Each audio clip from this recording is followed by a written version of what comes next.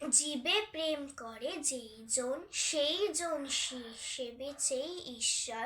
অর্থাৎ জীবকে সেবা করলে ঈশ্বরকে সেবা করা হয়। এই মহৎ বাণীটি বলেছেন স্বামী বিবেকানন্দ। আজ তার 163তম জন্মদিন।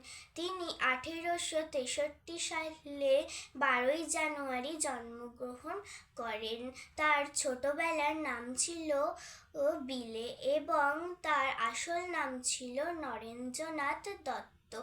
তিনি স্বামীজি উপাধি পেয়েছিলেন এবং স্বামী বিবেকানন্দ নামে সারা বিশ্বে পরিচিতি লাভ করেন।